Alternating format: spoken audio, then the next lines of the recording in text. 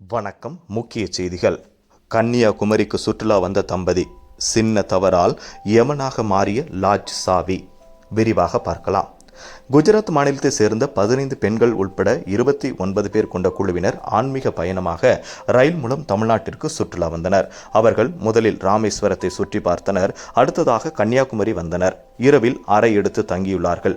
அதில் ஒரு தம்பதி 3வது மாடியில் உள்ள அறையில் தங்கியிருந்தனர். அவர்களுக்கு சாவியால் நடந்த சம்பவம் சக சுற்றுலா பயணிகளை அதிர வைத்துள்ளது.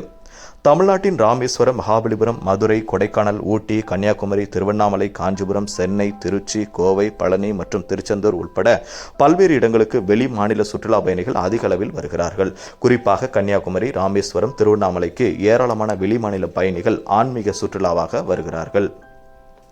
அப்படித்தான் குஜராத் மாநிலத்தை சேர்ந்த 15 பெண்கள் உட்பட 29 பேர் கொண்ட குழுவினர் ஆன்மீக பயணமாக ரயில் மூலம் அண்மையில் ராமேஸ்வரம் வந்தனர். பின்னர் அந்த குழுவினர் அங்கிருந்து வேனில் கன்னியாகுமரிக்கு நேற்று முன்தினம் வந்தனர்.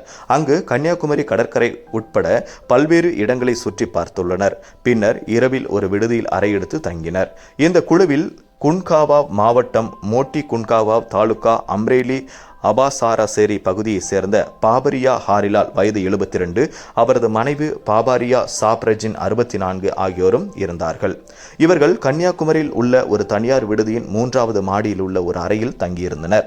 நேற்று காலையில் இந்த தம்பதி இருவரும் மாடியில் இருந்து தவறி கீழே விழுந்தனர். இதில் படுகாயமடைந்த இருவரும் இரத்த வெள்ளத்தில் உயிருக்காக போராடினர்.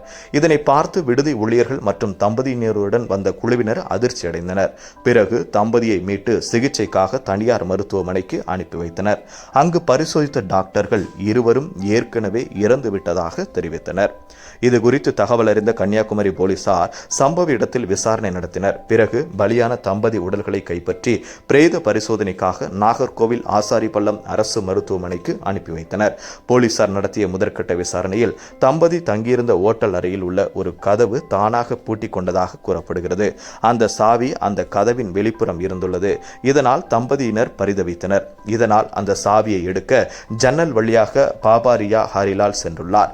அவருக்கு மனைவி பாபாரியா சாப்ராஜின் உதவி செய்துள்ளார். அந்த சமயத்தில் கால் தவறி பாபாரியா ஹாரிலால் கீழே விழும் நிலை ஏற்பட்டதாக கூறப்படுகிறது. உடனே அவருடைய மனைவியை காப்பாற்ற முயன்றுள்ளார்.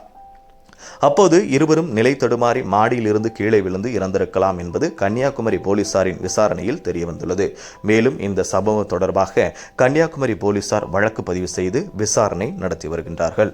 நேயர்களே, இந்த வீடியோ உங்களுக்கு பிடிச்சிருந்துச்சுன்னா மறக்காம ஷேர் பண்ணுங்க, லைக் பண்ணுங்க, சப்ஸ்கிரைப் பண்ணுங்க. நன்றி, வணக்கம்.